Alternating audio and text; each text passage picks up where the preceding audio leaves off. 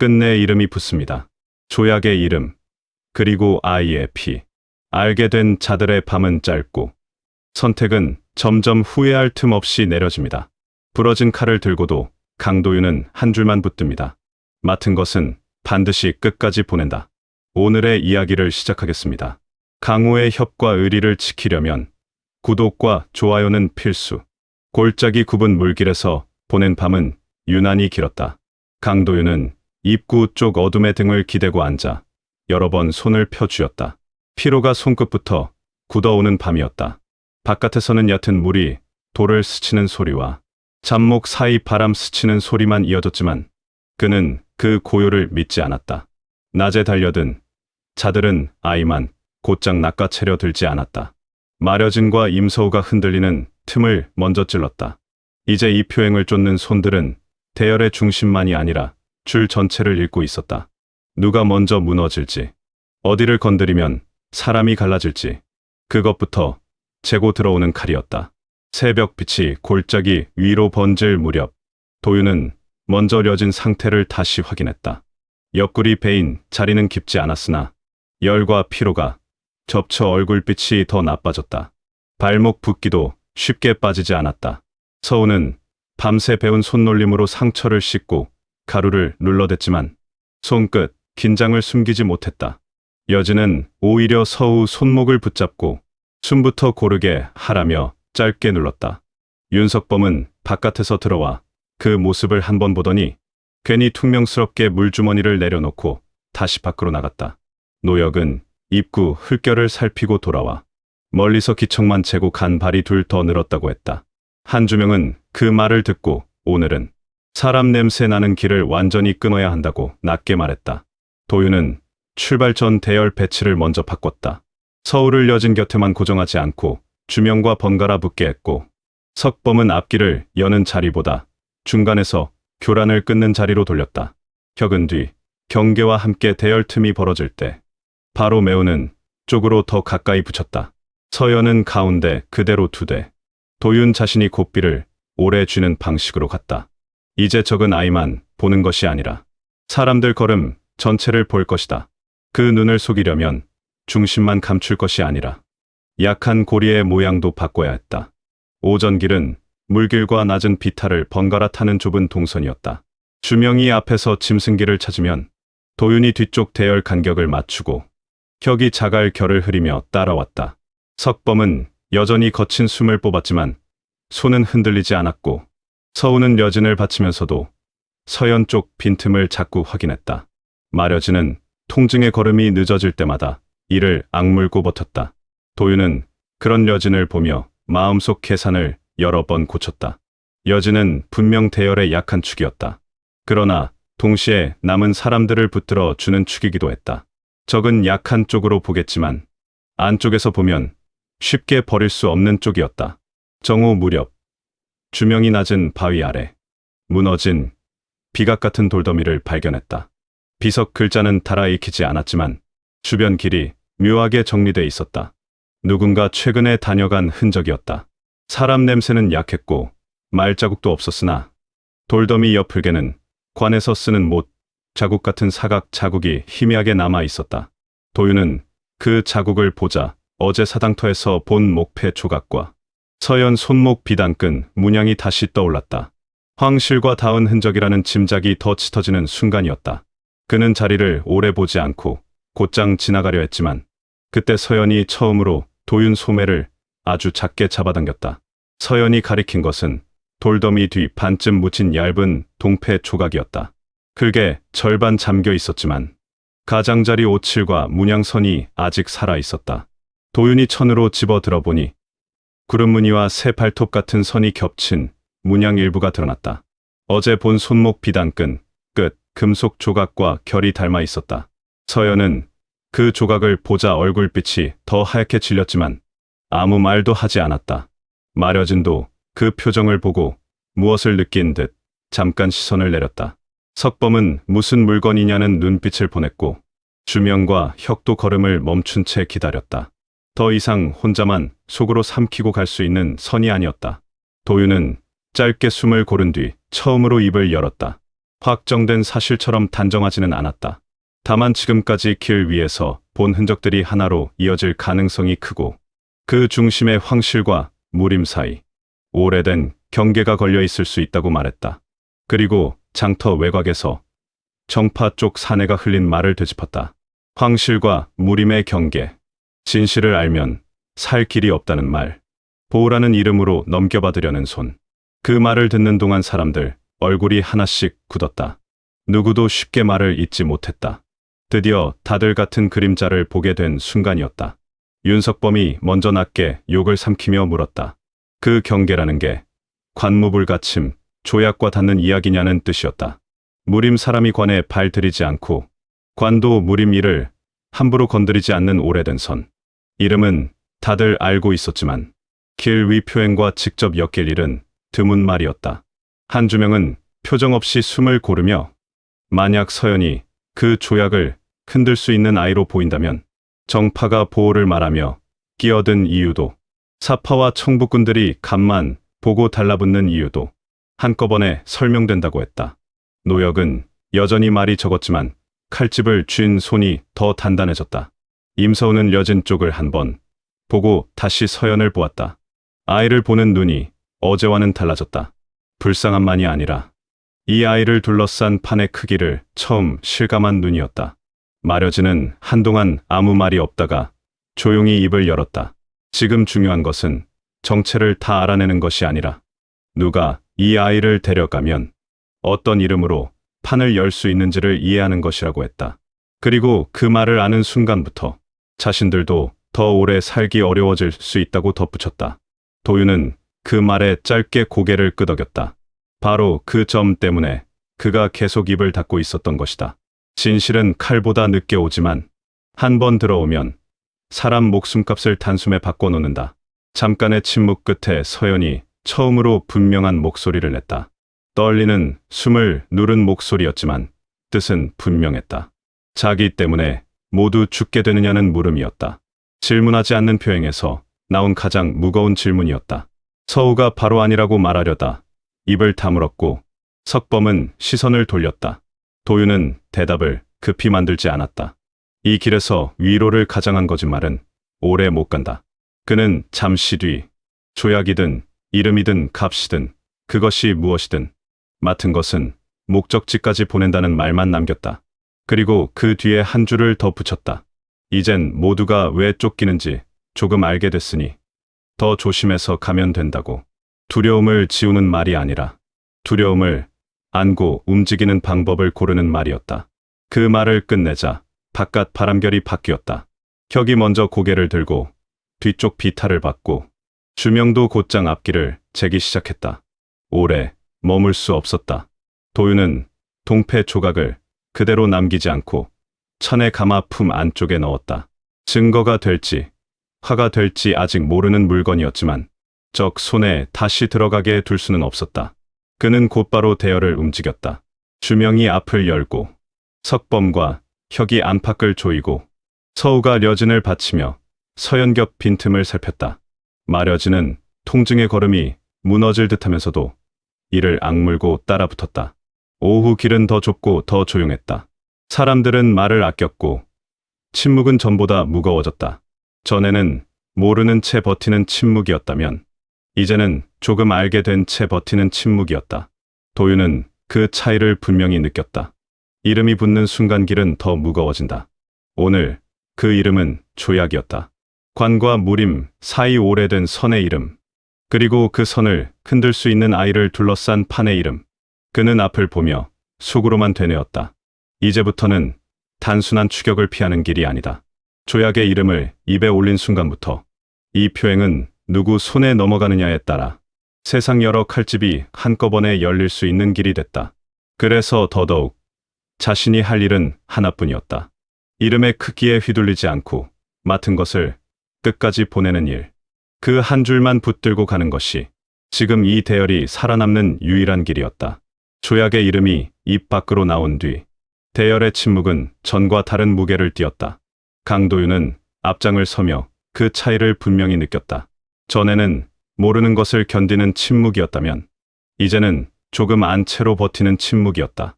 길 위에서 이름이 붙는 순간 사람 마음은 쉽게 흔들린다. 특히 그 이름이 관과 무림 사이 오래된 선을 뜻할 때는 더 그렇다. 누가 어떤 말을 보태지 않아도 각자 머릿속에서 더 큰 판을 그리기 시작하기 때문이다. 도윤은 그래서 일부러 말을 줄였다. 지금 필요한 것은 해석이 아니라 걸음이었다. 오후 길은 좁은 비탈과 물길을 번갈아 타는 동선으로 이어졌다. 한 주명이 앞에서 사람이 덜 밟은 짐승기를 고르면 노역이 뒤에서 자갈, 결과 발자국 간격을 흐렸다. 윤석범은 중간에서 덤불을 밀고 접글로가 겹치는 지점을 먼저 막았고 임서우는 마려진 격과 서연 곁을 번갈아 오가며 빈틈을 메웠다. 마려진은 발목과 옆구리 통증 탓에 걸음이 자꾸 끊겼지만 이를 악물고 버텼다. 서연은 두루마기 소매를 깊게 내린 채 말 위에서 몸을 낮추고 있었다. 도윤은 그 모두의 걸음을 보며 속도를 올리지 않았다. 오늘은 거리를 벌리는 것보다 줄을 유지하는 쪽이 먼저였다. 해가 기울기 전 주명이 앞쪽 지형을 보고 돌아와 선택을 재촉했다.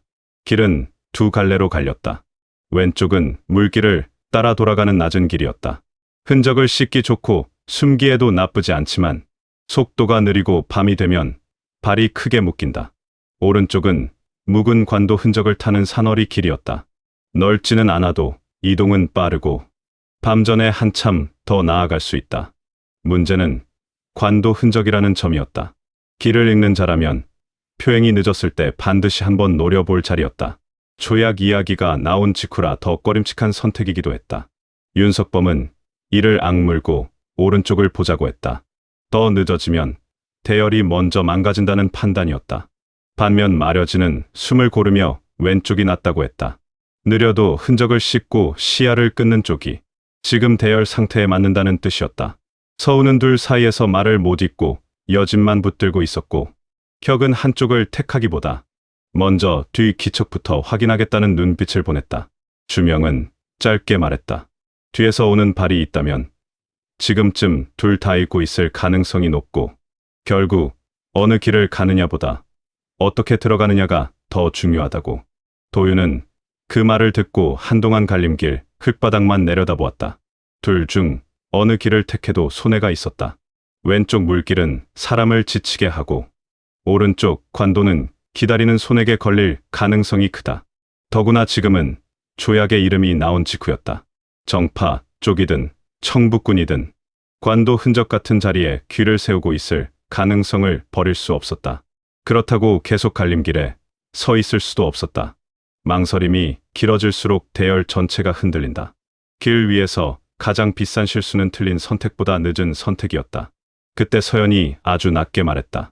거의 속삭임에 가까운 목소리였다. 물길로 가면 오래 걸려도 숨을 수 있지만 관도 쪽은 누군가 기다릴 것 같다는 뜻이었다. 아이가 지형을 다 읽은 것은 아닐 것이다. 하지만 오늘 내내 조약 이야기를 들은 뒤라 그런지 관도라는 말 자체에 몸이 먼저 굳는 기색이 있었다. 도윤은 서연 쪽을 잠깐 보다가 시선을 거두었다. 아이 말 하나로 길을 정할 수는 없었다.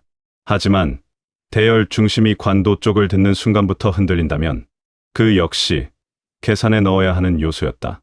도윤은 결국 셋째 길을 만들기로 했다. 갈림길 둘 중 하나를 곧장 타지 않고 먼저 오른쪽 관도 흔적으로 들어가는 척 흔적을 남긴 뒤 다시 비탈 아래로 꺾어 왼쪽 물길 상류로 내려붙는 방식이었다. 위험한 수였지만 둘 중 하나를 정직하게 택하는 것보다 눈을 한번 늦출 수 있었다. 그는 빠르게 지시를 나눴다. 주명과 혁이 먼저 오른쪽 관도 입구에 말자국과 발자국을 일부러 깊게 남기고 석범은 자갈을 흩어 추적발이 서두르게 만들 자취를 만든다. 그 사이 도윤과 서우, 여진, 서연은 비탈 아래에 숨어 대기한다. 짧은 시간 안에 맞지 않으면 오히려 더 위험해지는 선택이었다. 사람들은 군말 없이 움직였다. 피로가 쌓여도 이런 순간에는 오히려 동작이 빨라졌다.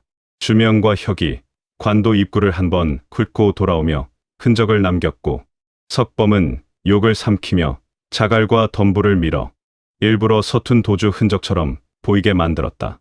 도윤은 비탈 아래서 여진과 서울을 붙들고 서연말을 안정시켰다.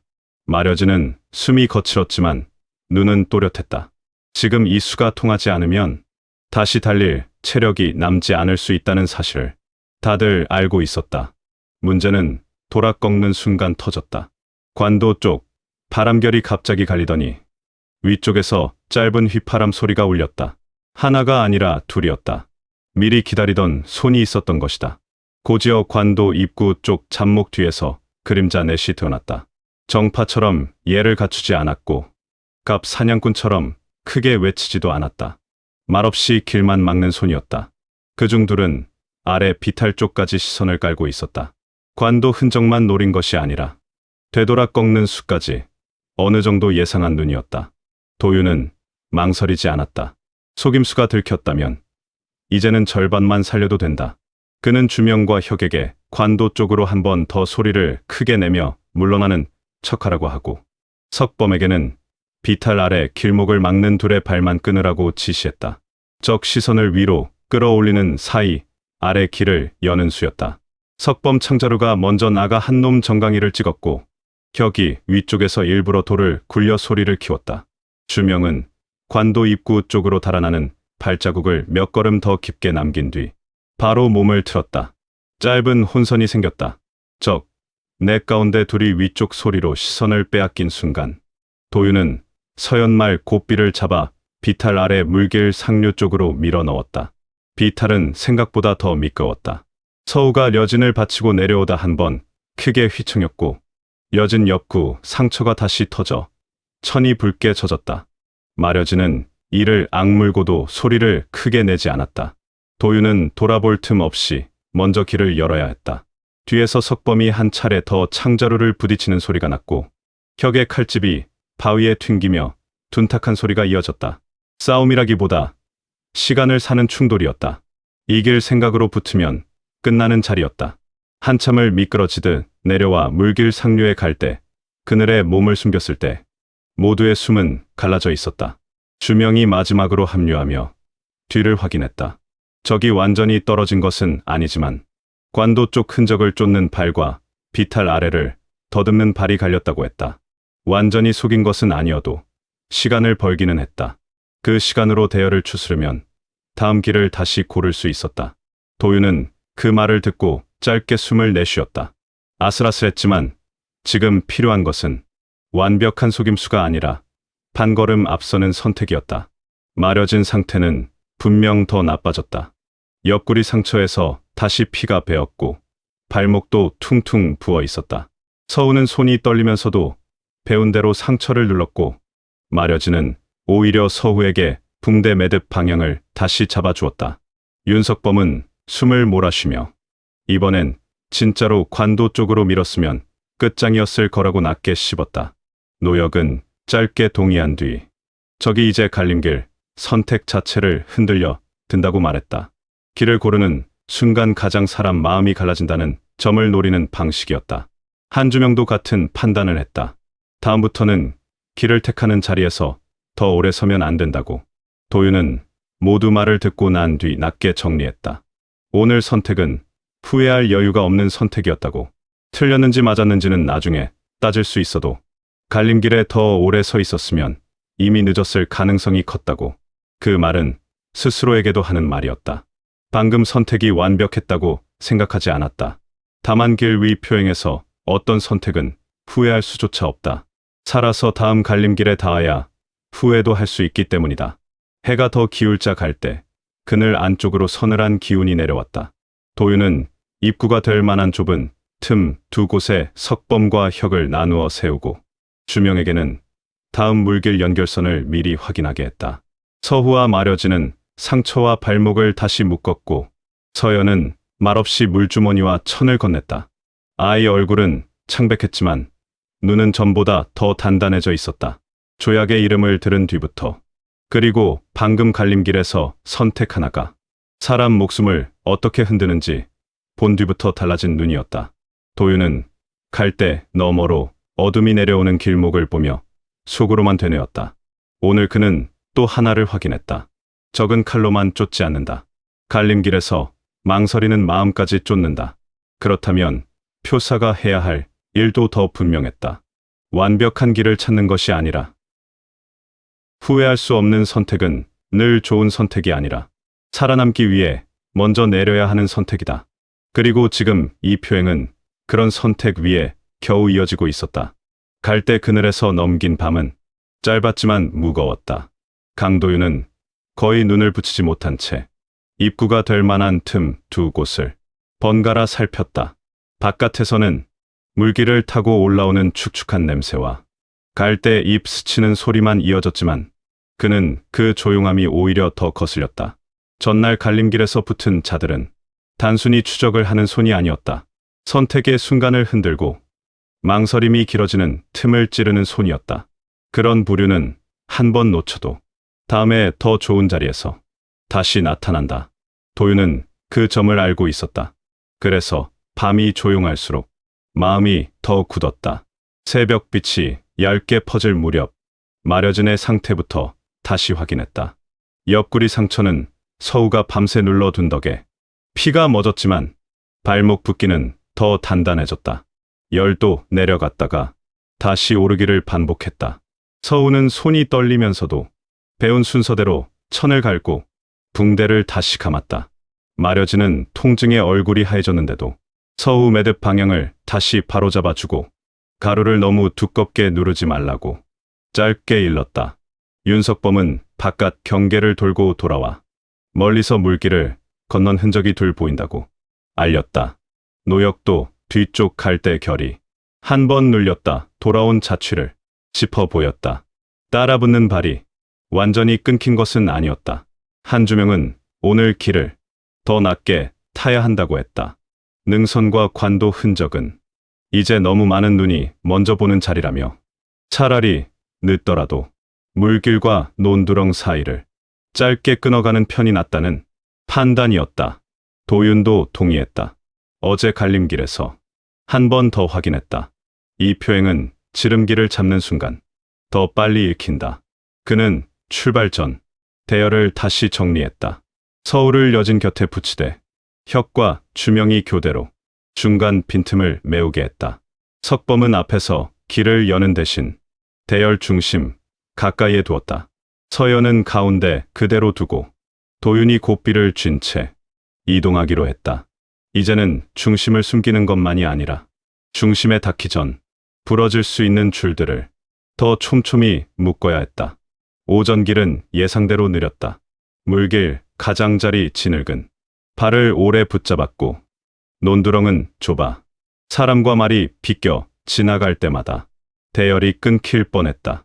석범은 투덜거리면서도 앞사람 뒤꿈치를 밟지 않게 간격을 맞췄고 혁은 뒤에서 지나온 흔적을 갈대와 가지로 흐렸다. 주명은 앞을 보다가도 자꾸 좌우 마을 지붕선과 연기 기둥을 함께 살폈다. 사람 냄새가 가까워질수록 길은 편해지지만 그만큼 입과 눈도 늘어난다. 도윤은 그런 길을 피해 억지로 비틀고 있었다. 정오 무렵 낮은 논둑 아래를 돌던 중 갑자기 말 한 필이 앞발을 세우며 크게 놀랐다. 서연이 탄 말이었다. 도윤이 고삐를 잡고 바로 눌렀지만 말 눈이 한쪽 풀숲만 보고 떨렸다. 주명이 먼저 다가가 풀을 헤치자 안쪽에서 피 냄새가 확 올라왔다. 풀숲 아래에는 젊은 사내 하나가 반쯤 누운 채 숨을 몰아쉬고 있었다. 옷은 평범한 심부름꾼 차림이었지만 허리춤 안쪽에는 짧은 칼과 얇은 죽간통이 숨겨져 있었다. 등 쪽에는 칼에 베인 상처가 있었고 옆구리에는 화살깃, 자국이 스친 흔적도 보였다. 누가 쫓던 자가 버리고 간 것인지 아니면 전령이 달아나다 쓰러진 것인지 한눈에 가르기 어려운 상태였다. 윤석범이 창자루를 들이대며 그냥 지나가자고 했다. 길 위에서 모르는 피를 건드리면 대개 더 큰 피가 따라온다는 판단이었다. 노역도 함정일 가능성을 먼저 봤다. 반면 마려지는 얼굴이 나쁘게 질린 채로도 상처 모양을 보고 적어도 이 자리에서 일부러 누워 미끼가 된 상처는 아니라고 했다. 베인 각과 화살 스친 자리가 따로 나 있어 추격 중에 2번 당한 흔적이라는 뜻이었다. 서우는 여진 말에 기대 선 채 눈치를 받고 주명은 주변 지형을 훑으며 오래 머물면 안 된다고만 짧게 말했다. 모두 말은 달랐지만 결론은 하나였다. 건드리든 버리든 시간값이 크다. 도윤은 잠깐 사내 얼굴과 허리춤 죽간통을 봤다. 그리고 마려진 상태를 보았다. 지금 대열은 사람 하나를 더 드릴 여유가 없었다. 그렇다고 그냥 지나치면 저 사내가 살아서 뒤 무리에게 입을 열 가능성도 있었다. 반대로 여기서 죽어도 누군가 시신을 보면 표행 흔적이 이 근처에 있었다는 표식이 된다. 깨끗한 선택이 없었다. 결국 그는 짧게 정했다. 살릴지 죽일지를 고르는 것이 아니라 입을 열기 전에 확인할 것만 확인하고 바로 자리를 뜬다. 후회할 수 없는 선택이 또 하나 늘어나는 순간이었다. 도윤과 마려진이 사내 곁으로 붙고 석범과 혁이 바깥 경계를 넓혔다. 주명은 논둑 위와 물길 너머를 번갈아 보며 사람 기척을 재고 서우는 서연말 고삐를 더 안쪽으로 붙잡았다. 도윤이 죽간통을 꺼내 열자 안쪽에는 젖은 종이 2장과 작은 나빈 하나가 들어 있었다. 종이 글씨는 번져 있었지만 몇 줄은 읽혔다.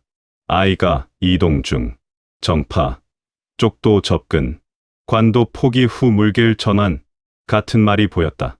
누군가 이 표행 동선을 정리해 상부로 올리던 전령이었다. 더 문제는 종이 아래 찍힌 인장 자국 일부였다. 문양 끝선이, 서연 손목 비단끈 끝 금속과 어제 주운 동패 조각의 무늬와 닮아 있었다. 완전히 같은 인장은 아니지만 같은 계통 표식이라는 느낌이 강했다. 그때 풀숲에 누운 사내가 피를 토하며 눈을 떴다. 흐릿한 눈으로 서연 쪽을 한번 보고 도윤 손에 들린 나빈을 보고는 아주 낮게 중얼거렸다. 피를 숨겨도 눈은 못 속인다는 뜻이었다. 이어서 궁으로 시작하는 말을 뱉다가 기침과 함께 피를 토했다. 서우 얼굴이 굳었고 석범은 욕을 삼키며 주변을 더 거칠게 살폈다. 마려지는 산의 목을 눕혀 숨을 열어보려 했지만 이미 눈동자 초점이 흐려지고 있었다. 사내는 마지막으로 서연 손목 쪽을 보려는 듯 손을 들다가 그대로 힘이 빠졌다. 짧은 침묵이 내려앉았다. 논둑 아래 물소리만 더 크게 들렸다. 도윤은 사내 시신을 오래 보지 않았다. 지금 중요한 것은 애도보다 판단이었다. 이 자는갑 사냥꾼이 아니라 보고를 올리던 눈과 발이었다. 그리고 그 보고 안에는 이미 이 표행 동선과 변화가 꽤 정확하게 적혀 있었다. 누군가 계속 읽고 있다.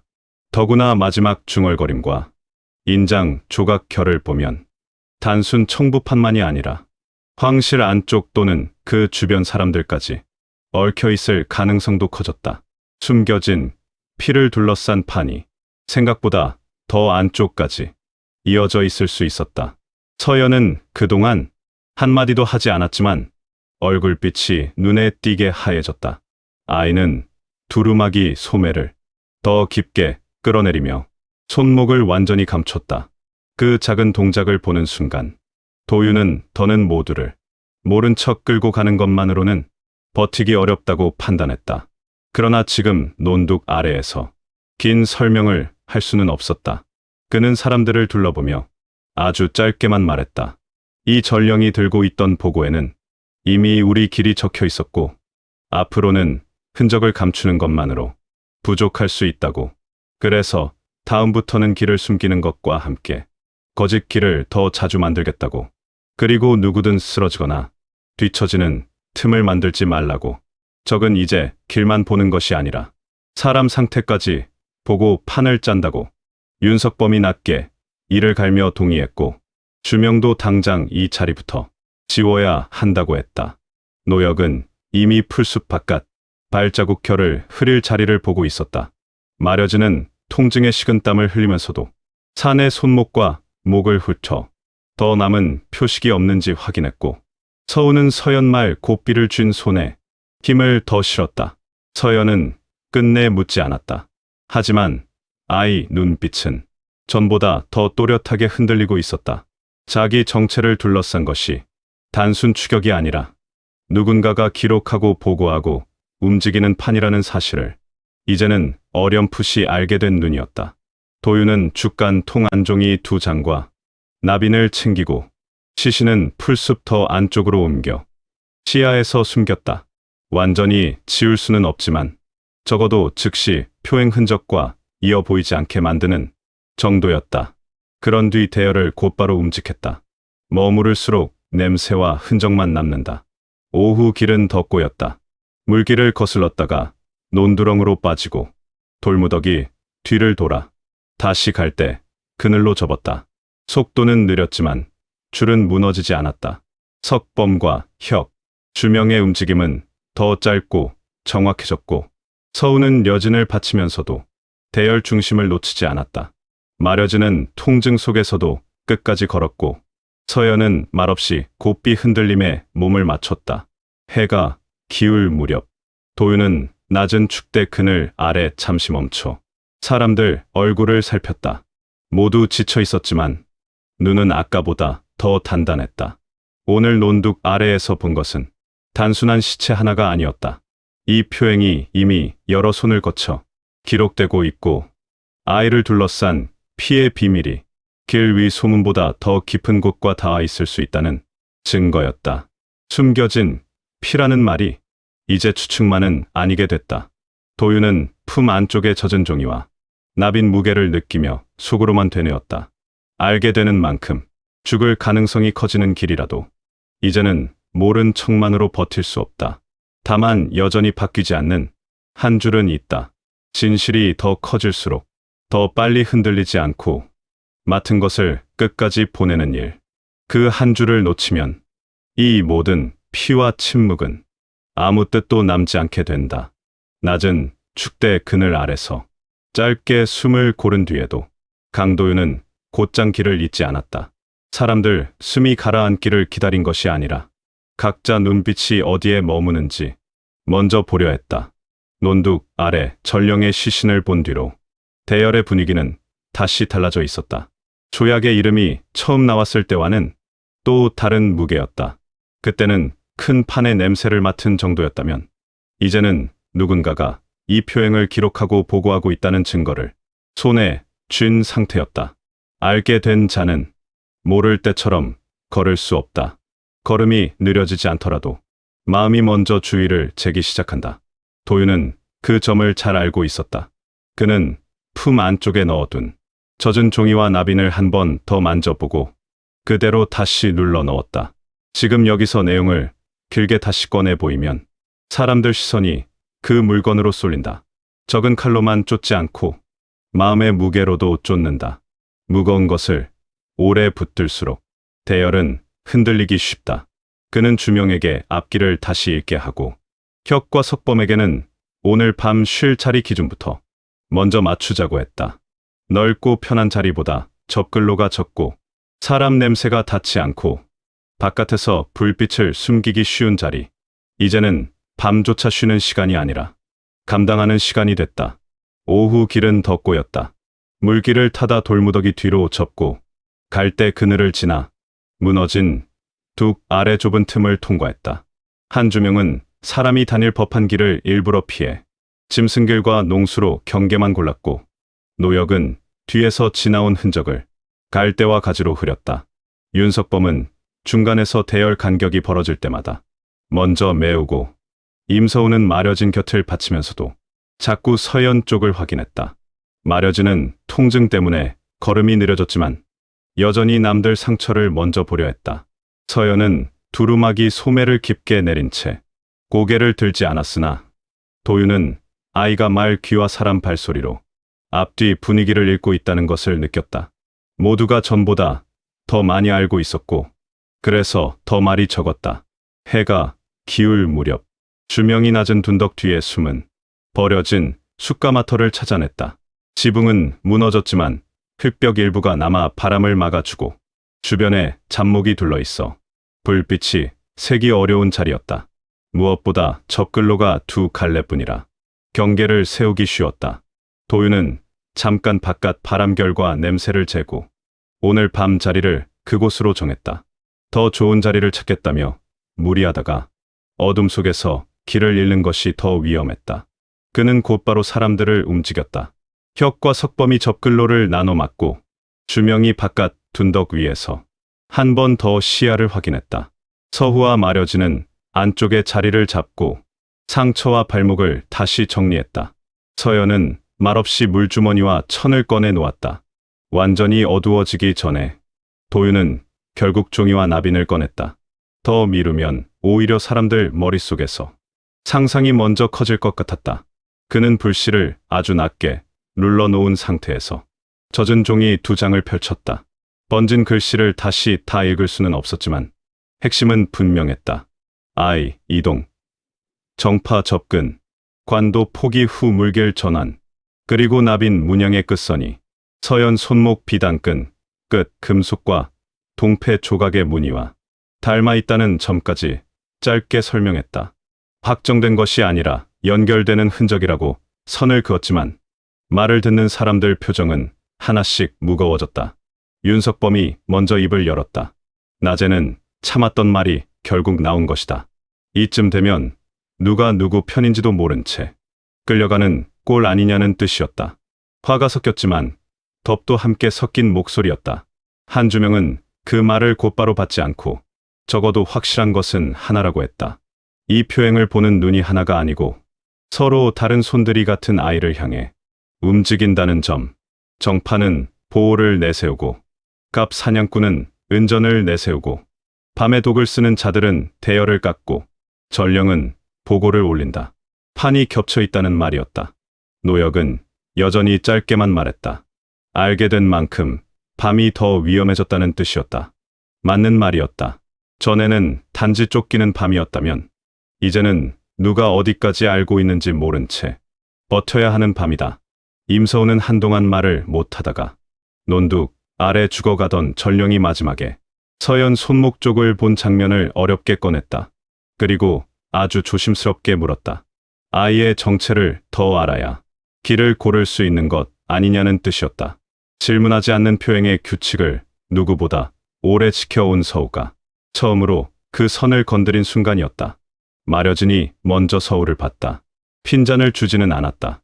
대신 낮고 느린 목소리로 알면 길이 선명해지는 일도 있지만 알수록 죽는 길도 있다고 말했다. 상처를 꿰매는 손으로 오랫동안 사람을 살려 온 사람다운 말이었다.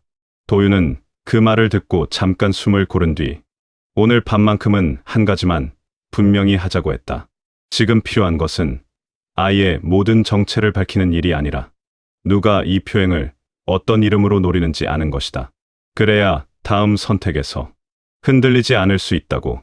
그리고 그 점에서는 이미 충분히 많이 알게 됐다고 덧붙였다. 그 말을 듣고도 침묵은 쉽게 풀리지 않았다. 알게 된 자들의 밤은 늘 그렇다. 말보다 생각이 먼저 많아지고 생각이 많아질수록 바깥 소리 하나에도 심장이 먼저 뛴다. 바깥에서는 바람이 둔덕을 돌아 들어오며 잡목을 살짝 흔들었고 숯가마터 흙벽 사이로 흙냄새와 낡은 재 냄새가 섞여 들어왔다. 도윤은 그 냄새 속에서 사람들 숨소리를 들었다. 석범 숨은 거칠고 짧았고 혁은 소리조차 거의 없었고 주명은 가끔 바깥으로 나가다 돌아오며 흘 묻은 발을 조용히 털었다. 서우는 여진 붕대 매듭을 몇 번이나 다시 만졌고 마려지는 열이 오른 얼굴로도 눈을 감지 않았다. 서연은 벽 쪽 그늘에 앉아 두 손을 소매 안으로 숨긴 채 조용히 있었다. 밤이 깊어질 무렵 작은 소리가 하나 났다. 접글로 바깥에 석범이 깔아 둔 마른 가지가 한 번 짧게 눌리는 소리였다. 모두가 동시에 숨을 멈췄다. 석범이 창자루를 드는 기척이 나고 혁도 반대편 접글로에서 안쪽으로 한 걸음 붙었다. 도윤은 불씨를 손바닥으로 가리고 서후와 서연 앞쪽으로 몸을 반쯤 틀었다. 한참 뒤 다시 소리가 났지만 이번에는 발이 아니라 바람에 밀린 돌이 굴러 부딪히는 소리였다. 짐승인지 사람인지 끝내 드러나지 않았다. 그러나 그 짧은 긴장만으로도 모두가 같은 것을 깨달았다. 이제는 바깥의 칼보다 안쪽의 마음이 더 먼저 지친다는 사실이었다. 긴장이 한 차례 지나간 뒤 서연이 아주 낮게 입을 열었다. 목소리는 작았지만 또렷했다. 자기 때문에 다들 알지 않아도 될 것을 알게 됐다는 뜻이었다. 자책인지 사과인지 가르기 어려운 말이었다. 서우가 바로 아니라고 말하려다 멈췄고 석범은 창자루를 쥔 채 바깥만 봤다. 도윤은 잠깐 말을 고르다가 길 위에서는 모르는 채로도 죽고 아는 채로도 죽는다고 말했다. 중요한 것은 무엇을 알았는지가 아니라 알고 난 뒤에도 줄을 놓지 않는 일이라고. 그 말은 위로라기보다 규칙에 가까웠다. 하지만 지금 이 밤에는 그런 말이 더 필요했다. 그 뒤로 밤은 길고 조용하게 흘렀다. 큰 습격은 없었지만 누구도 깊이 잠들지 못했다. 도윤은 번갈아 바깥을 보며 생각했다. 조약의 이름을 입에 올린 날부터, 그리고 논둑 아래 전령의 시신과 보고를 손에 넣은 순간부터 이 표행은 분명히 다른 선을 넘었다. 이제 이 대열에 있는 사람들은 단순한 표사와 동행이 아니라 알게 된 자들이다. 그리고 알게 된 자들의 밤은 늘 짧다. 내일 길은 더 험해질 가능성이 크고 적은 아마 더 노골적으로 사람들 마음과 줄의 약한 곳을 노릴 것이다. 해가 뜨기 전 마지막으로 둔덕 바깥을 본 도윤은 속으로만 정리했다. 오늘 밤 버틴 것은 단지 숯가마터 한 곳이 아니라 알게 된 뒤에도 무너지지 않는 줄이었다. 그 줄이 남아있는 한 아직 표행은 끝나지 않았다. 그리고 그 사실 하나만으로도 이 긴 밤은 값이 있었다. 숯가마터에서 보낸 밤이 끝날 무렵 강도윤은 사람들 얼굴을 차례로 한 번씩 봤다. 누구도 크게 다친 것은 아니었지만 모두가 전날과는 다른 눈을 하고 있었다.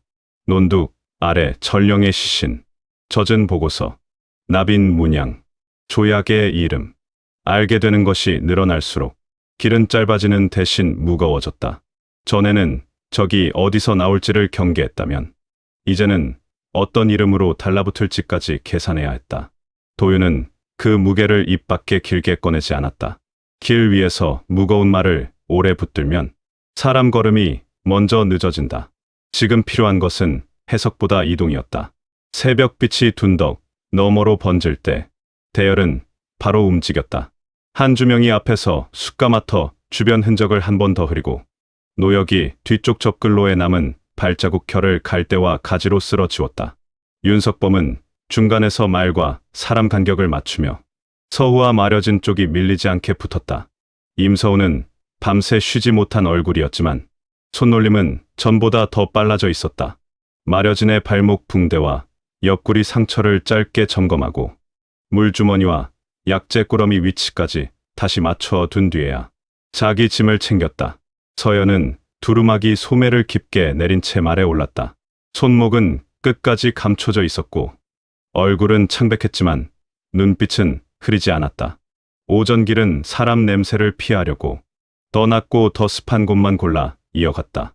물길 가장자리, 무너진 둑 아래, 갈대밭 뒤편 짐승길, 반쯤 메워진 농수로.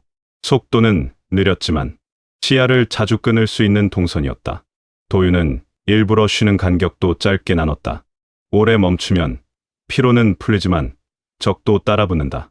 지금 대열 상태에서는 쉬는 시간보다 다시 움직일 때 무너질 가능성이 더 컸다. 그래서 그는 숨만 고르고 바로 걷게 하는 방식을 택했다. 사람들 다리에 불만이 쌓이기 전에 길을 바꾸고 길에 익숙해질 만하면 또 방향을 틀었다. 정오가 가까워질 무렵 주명이 앞쪽 지형을 보고 낮게 신호를 보냈다. 오래된 제방 아래로 좁은 돌길이 하나 이어지고 있었다. 물길을 크게 돌아가지 않고도 다음 산그늘로 붙을 수 있는 길이었다. 문제는 돌길, 초입이 너무 반듯했다. 비에 씻긴 자국이 아니라 사람들이 최근에 한 번쯤 정리한 듯한 모양이었다. 도윤은 곧바로 멈춰 바람결과 냄새를 먼저 확인했다. 사람 냄새는 강하지 않았지만 먼지 속에 묘하게 쇠 냄새가 섞여 있었다. 오래된 농기구, 녹 냄새일 수도 있고 무기에서 나는 냄새일 수도 있었다. 석범은 돌아가면 시간이 더 든다고 했고 주명도 우회로가 아주 없는 것은 아니지만 비탈을 크게 돌아야 한다고 했다. 마려진 상태를 생각하면 거리를 줄이는 쪽이 맞다는 의견도 나왔다. 반대로 혁은 돌길 양옆 돌무더기 배치가 너무 좋다고 했다. 숨기에는 좋고 아래로 밀어 떨어뜨리기에도 좋은 자리라는 뜻이었다. 서우는 말없이 여진 곁만 붙들고 있었지만 여진 얼굴은 이미 결론을 알고 있는 사람처럼 굳어 있었다. 돌아가면 느려지고 들어가면 맞붙을 가능성이 크다. 선택은 둘 중 하나였다. 도윤은 잠깐 돌길 입구 바닥을 내려다보다가 결국 들어가기로 했다. 다만 정면으로 길게 밀지 않았다. 주명과 혁을 먼저 보내 돌길 안쪽 곡각을 확인하게 하고 석범은 대열 중심 가까이 붙여 교란이 오면 바로 끊게 했다. 서후와 마려지는 서연 바로 뒤에 두고 도윤 자신이 서연 말 고삐를 잡은 채 가장 좁은 구간까지 같이 들어가는 방식이었다. 우회보다 빠르되 함정이 터져도 줄이 바로 끊기지 않게 만든 선택이었다. 완벽하지는 않았지만 지금 대열이 낼 수 있는 가장 덜 나쁜 답에 가까웠다. 돌길 안은 생각보다 더 좁았다. 양옆 제방 돌벽이 어깨 높이까지 올라와 시야를 잘랐고 바닥에는 젖은 이끼가 얇게 깔려 발이 미끄러웠다. 말들이 고개를 흔들며 걸음을 꺼렸고 사람들도 소리를 줄이느라 보폭이 더 짧아졌다. 주명이 앞쪽 곡각을 막 돌려보는 순간 위쪽에서 돌 하나가 떨어져 바닥을 튕겼다. 이어서 두 번째, 세 번째 돌이 다른 각도에서 떨어졌다. 자연 낙석이 아니었다. 곡각 너머 양옆 위에서 누군가 위치를 맞추고 있다는 신호였다. 도윤이 뒤로 빼라는 지시를 내리기도 전에 곡각 위 제방턱에서 그림자 셋이 나타났다. 얼굴을 가렸고 옷차림도 제각각이었지만 손에 든 무기는 비슷했다. 짧은 칼과 갈고리, 그리고 줄. 앞서 대열 약한 곳을 노리던 부류와 같은 결이었다. 다만 이번에는 위에서 내려 누르는 자리였다. 그중 하나가 낮게 외쳤다. 아이만 넘기면 길을 열겠다는 말도 값을 주겠다는 말도 아니었다. 이번에는 아예 표사들 칼부터 던지라는 요구였다. 무기를 버리게 만든 뒤 줄을 끊어 중심을 빼겠다는 수였다. 말이 더 거칠고 조급했다. 여러 판이 겹치며 이제는 손들도 성미가 급해진 모양이었다. 석범이 바로 창자루를 비틀며 욕을 삼켰고 혁은 뒤쪽으로 반걸음 물러서 대열이 밀리지 않게 받쳤다. 도윤은 곡각 앞에서 더 붙으면 안 된다고 판단했다. 위에서 떨어지는 자리에서는 오래 버틸수록 손해다. 그는 주명에게 앞 곡각 바깥으로 나가려 하지 말고 오른쪽 돌벽 아래 틈을 찾으라 지시하고 석범에게는 위쪽 놈들 다리만 노리라고 했다. 죽이려 달라붙으면 돌길 안에서 시간이 길어진다. 지금 필요한 것은 위를 무너뜨리는 것이 아니라 아래 줄을 살아서 빼내는 일이었다. 첫 충돌은 예상보다 거칠었다. 위쪽에서 갈고리 줄 하나가 먼저 내려와 서연말 머리 쪽을 감아 끌려 했고 도윤이 칼집재로 쳐내며 고삐를 더 안쪽으로 당겼다. 석범 창자루가 위턱 가장자리를 올려치자 돌가루와 함께 짧은 비명이 났다. 혁은 뒤쪽 제방 벽을 등지고 서후와 려진 앞을 막아 위에서 던져지는 돌과 줄이 중심까지 닿지 않게 각을 틀었다. 주명은 곡각 바로 아래 돌 틈을 더듬다가 반쯤 무너진 배수구 같은 좁은 틈을 찾아 손짓했다. 사람 둘은 겨우 비껴갈 폭이고 말은 억지로 눕혀 돌리면 통과 가능할지 모를 자리였다. 바로 그때 위쪽에서 날아든 짧은 칼 하나가 도윤 손목을 스치며 지나갔다. 깊지는 않았지만 곱비 쥔 손에 피가 번졌다. 서연 말이 피 냄새와 소리에 놀라 크게 몸을 틀며 앞발을 들었다. 도윤은 곱비를 놓치지 않으려 몸을 붙였고 그 순간 허리에 찬 자신의 칼이 돌벽에 세게 부딪혔다. 둔탁한 충격음 뒤에 익숙하지 않은 감각이 손에 왔다. 칼집 끝이 깨진 것이다. 그는 바로 칼을 빼들지 않았지만 허리로 전해지는 무게가 달라졌다는 것을 느꼈다. 길 위에서 칼은 단순 무기가 아니라 사람 균형을 잡아주는 익숙한 무게다.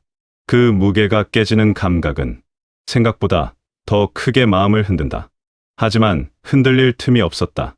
위에서 또 줄이 내려왔고 이번에는 서우 쪽 어깨를 스치며 걸렸다. 서우가 비명을 삼키며 휘청이자 마려진이 다친 몸으로도 먼저 서우를 밀어 줄을 벗겨냈다. 혁이 바로 칼집으로 줄을 눌러 끊고 석범은 창자루를 돌려 위쪽 손 하나를 다시 밀어냈다. 도윤은 고삐를 쥔 손의 피를 무시한 채 주명이 찾은 배수구 틈 쪽으로 서연 말을 억지로 틀었다. 말이 돌벽의 옆구리를 긁히며 버텼고 서연은 말 위에서 몸을 한껏 낮춰 떨어지지 않으려 했다. 서우와 려진이 뒤에서 따라붙고 혁과 석범이 마지막으로 줄과 돌을 받아내며 시간을 벌었다. 배수구 틈을 빠져나온 뒤에는 거의 굴러 떨어지듯 제방 아래 진흙밭으로 내려섰다. 비탈이 낮아 추격자들이 곧장 뛰어내릴 수 있을 것 같았지만 돌길 위 자리가 좋은 만큼 아래는 발이 미끄러워 한 번에 속도를 못 냈다. 주명이 앞쪽 갈대와 물길이 만나는 구간을 가리키며 방향을 열었고 도윤은 손목 피를 흘린 채 그대로 서연말 고삐를 끌었다. 뒤에서 석범과 혁이 마지막으로 합류했을 때 위쪽에서는 아직 욕설과 돌 굴러가는 소리가 이어졌지만 거리는 조금씩 벌어지고 있었다. 한참 뒤 갈대 안쪽 진흙둔덕 그늘에서 겨우 멈췄을 때 모두 숨이 갈라져 있었다. 서우 어깨에는 줄이 스친 자국이 붉게 남았고 마려진 옆구리 상처도 다시 번졌다. 도윤 손목에서는 피가 계속 배어 나왔고 무엇보다 허리칼 칼집 끝이 깨져 반쯤 벌어져 있었다. 석범이 그걸 보더니 욕을 삼키며 낮게 말했다. 오늘은 사람만 다친 것이 아니라 도윤 칼도 다쳤다는 뜻이었다. 혁은 말없이 칼집 파손부를 한번 보고 주변 경계를 먼저 확인하러 나갔다. 주명은 진흙에 남은 흔적을 지우며 다음부터는 저런 반듯한 길은 더 멀리서 끊어야 한다고 중얼거렸다. 도윤은 깨진 칼집을 손으로 눌러 맞추며 잠깐 생각했다. 칼날이 부러진 것은 아니었다. 그러나 길 위 표사에게 칼집이 깨졌다는 것은 단순 장비 손상 이상이었다. 수없이 같은 자리에 닿으며 몸과 함께 움직이던 익숙한 리듬이 깨졌다는 뜻이고 그 리듬이 깨지는 순간 판단도 아주 미세하게 늦어질 수 있다. 오늘 돌길에서 적들이 노린 것도 결국 그것이었다. 사람 줄을 끊고 손을 흔들고 익숙한 무게를 깨뜨려 다음 판단을 늦추는 것. 먼저 무너지는 쪽을 노리던 칼이 이제는 사람만이 아니라 사람의 리듬까지 노리고 들어오고 있었다. 마려진이 이를 악물고 도윤 손목부터 보자고 했고 서우가 급히 물과 천을 꺼냈다. 서연은 말없이 깨진 칼집 끝을 잠깐 보다가 시선을 내렸다. 아이도 알았을 것이다. 오늘 이 대열이 잃은 것은 피 몇 방울만이 아니라 오래 버티게 해 주던 익숙함 하나라는 것을. 도윤은 손목 붕대를 감으면서도 바깥 어둠이 내려오는 길목을 봤다. 알게 된 자들의 밤을 지나 오늘은 부러진 칼을 들고 다음 길을 골라야 하는 자리까지 왔다. 그는 속으로만 되뇌었다. 칼집이 깨져도 칼날이 남아있으면 아직 끝난 것이 아니다. 리듬이 흔들려도 줄이 남아있으면 표행은 이어진다. 지금 필요한 것은 부러진 것을 붙들고 멈추는 일이 아니라 깨진 무게를 몸에 다시 맞춰 다음 걸음을 내딛는 일이었다. 이제 아이를 숨기는 것만으로는 부족합니다. 진실을 안 채로도 줄을 놓지 않는 사람만이 다음 길목까지 살아남을 수 있습니다. 오늘의 이야기는 여기까지입니다. 들어주셔서 감사합니다. 강호의 길은 끝나지 않습니다. 다음 이야기에서 다시 만나려면 구독과 좋아요, 알림 설정까지 부탁드립니다. 여러분의 참여가 곧 이 무협 세계를 더욱 빛나게 합니다. 구독으로 다음화 마지막 표행 제오부 되돌아오지 못하는 길을 먼저 만나보세요. 감사합니다.